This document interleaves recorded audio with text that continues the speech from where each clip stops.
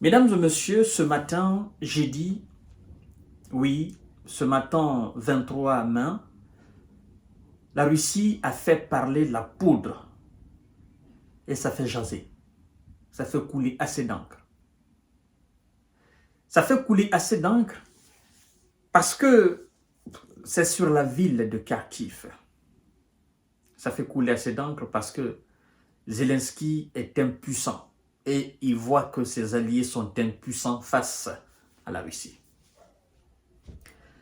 Chères dames, chers messieurs, chères demoiselles, lorsque Volodymyr Zelensky ordonne à ses soldats d'envoyer des drones sur les villes russes, au niveau des installations énergétiques russes, au niveau même des raffineries, les Occidentaux applaudissent.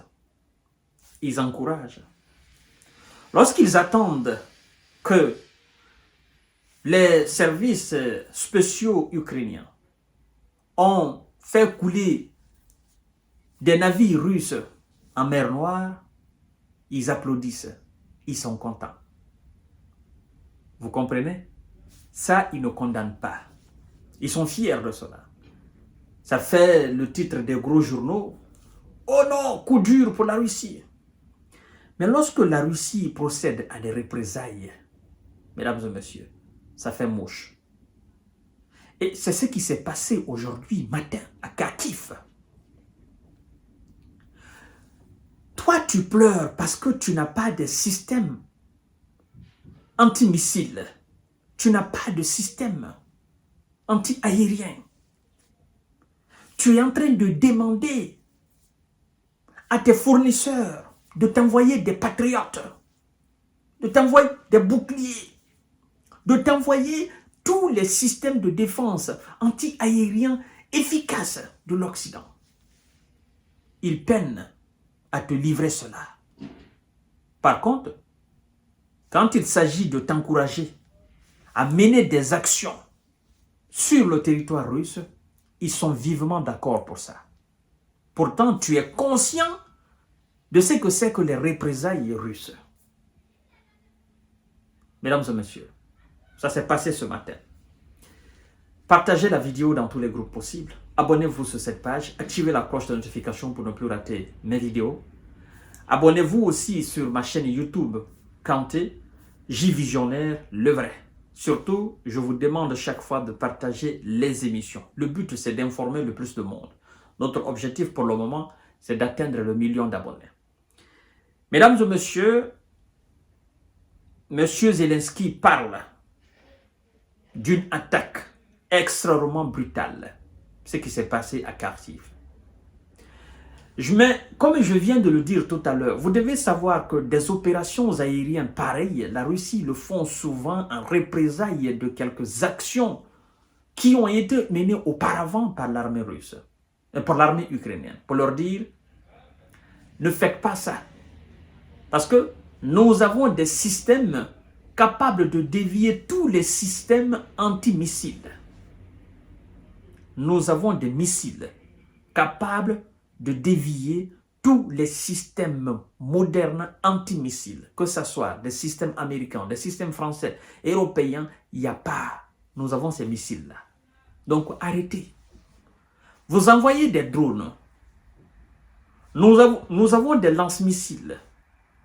Au niveau des navires en mer Noire, au niveau même du territoire russe, nous avons des lance-missiles. Nous avons des avions de chasse. Jusqu'à présent, nous ne faisons pas preuve, n'est-ce pas, d'une destruction massive. Non, ça nous ne voulons pas.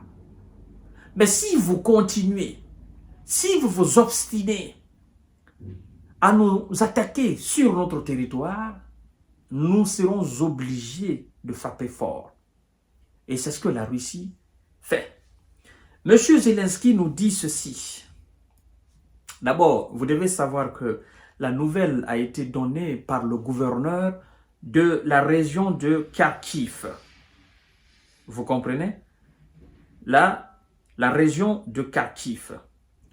Le gouverneur, le matin, il nous parlait de 2 personnes qui ont été envoyées au repos éternel suite aux actions aériennes, n'est-ce pas, de la Russie, suite aux frappes, n'est-ce pas, de la Russie. Mais après, ils ont augmenté le nombre de personnes qui ont été envoyées au repos éternel suite à cette action.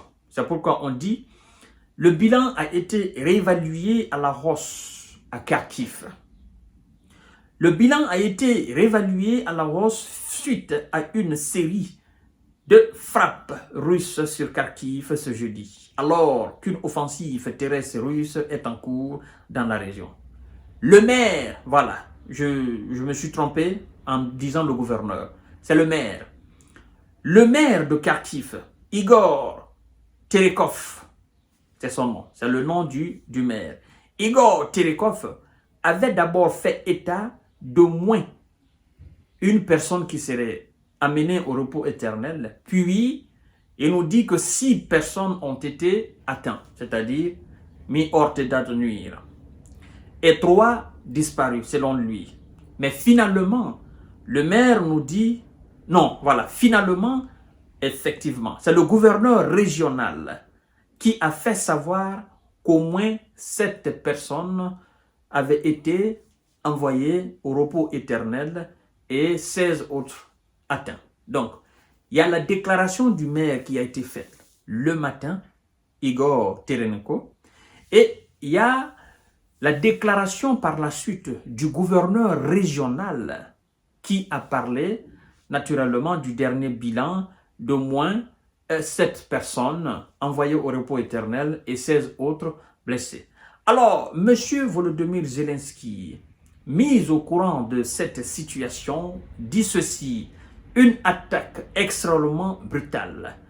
Il dit sur le réseau X, l'ancien Twitter, le président ukrainien Volodymyr Zelensky a commenté l'attaque russe qui a frappé ce matin Kharkiv, évoquant une attaque, n'est-ce pas, extrêmement brutale et rappelant que l'Ukraine pâtit toujours d'une défense anti-aérienne efficace. Lui, il parle toujours de défense anti-aérienne efficace. Les Alliés ont, mais ils ne donnent pas. Ils ont les patriotes, mais ils ne donnent pas. Il doit se poser les questions. Pourquoi nous demandons autant, ils ne donnent pas? Et nos alliés constatent que la Russie contrôle le ciel ici en Ukraine. Qu'est-ce qu'ils veulent dorénavant?